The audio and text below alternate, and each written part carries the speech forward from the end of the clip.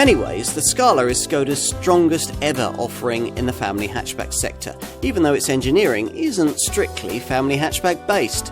It offers value, efficiency and more interior space than almost anything in the segment. If you're out for something sensible in this class, there's a lot to like. So, what's this Scala like on the road? Well, other smaller cars that use its MQB A0 chassis, like the 6th generation Volkswagen Polo, have impressed us with the way that the relatively crude torsion bar damping can be tuned to provide a really supple quality of ride. This Skoda delivers that too. You can't have everything, of course. Sharper potholes catch it out, but over commoner tarmac tears and highway undulations, it flows beautifully, with at least some of the kind of big car feel that Skoda promises.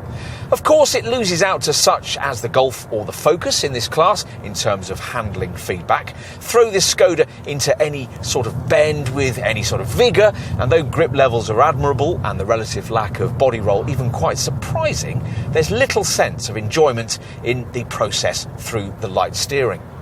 Does that matter? Well, only you can decide. You'll want to know about engines. Now, almost all Scalas will be sold with the Volkswagen conglomerate's usual 3-cylinder turbo TSI petrol unit offered with either 95 or 115 PS. The perkier unit's available with the option of a DSG 7-speed auto gearbox, and in this form can deliver up to 47.1 mpg on the WLTP combined cycle and 116 grams per kilometre of NEDC rated CO2. Here we've opted to try the gutsier 1.5 litre TSI 150 PS petrol unit.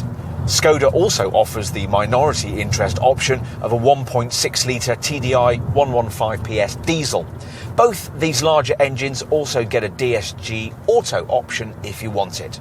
Adaptive damping and a sports chassis is optionally available further up the range, but as we implied earlier, if you opt for this kind of setup, you've rather missed the point of this car, which is to deliver everything you need in a family hatch, and not much that you don't.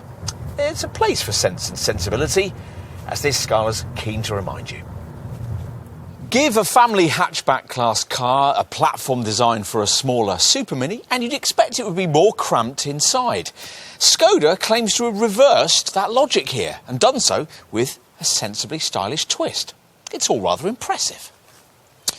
But let's start with a look at the exterior packaging, which is all rather smart for what used to be a budget brand. Headlamp detailing has become a bit of a Skoda trademark over the last few years, and these tapered units with their brand-typical crystalline elements are key to the look of the front end. The profile also emphasises Skoda's growing confidence as a mainstream brand. You might even think it rather Audi-like. So let's take a seat at the wheel, and it's certainly a step up in quality from the previous model, helped by the installation of this large freestanding centre dash screen, which, as here, will be 8 inches in size with typical mid-level trim.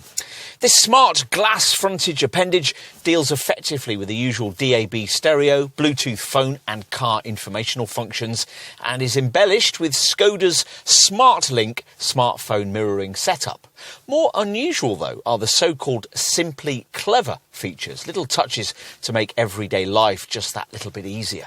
Things like the little pockets in the sides of the seats, which also have stowage areas beneath, the chilled glove box that keeps drinks and chocolate cool, and our favourite touch, this pull-out umbrella built into the driver's door, an idea borrowed from Rolls-Royce.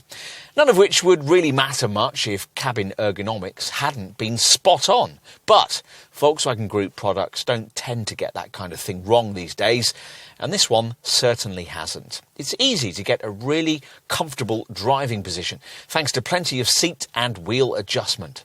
And all-round vision is excellent, front and rear.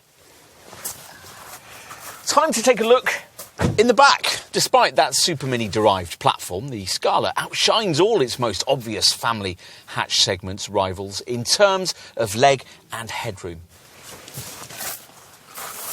We'll finish by heading back to the tailgate.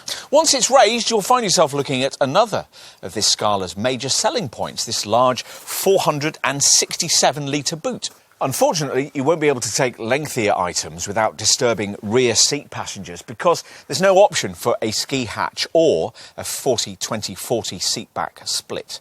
But once you flatten the 60-40 split backrest, a large 1,410-litre capacity is revealed. We always thought that this model's predecessor, the Rapid Spaceback, was an underrated car, and there's every chance the Scala will be too. But if you really don't want to pay an awful lot extra for the slush-moulded sophistication of a Golf, but want even more practicality and quite a few of the same engines, then you'll be well satisfied by what's on offer here. There are more exciting class choices to be sure, but by and large, you don't buy a family hatchback for excitement. All the reasons you would want such a thing are covered off here with typical Skoda thoroughness and with enough style and quality to make brand loyalists feel rather smug.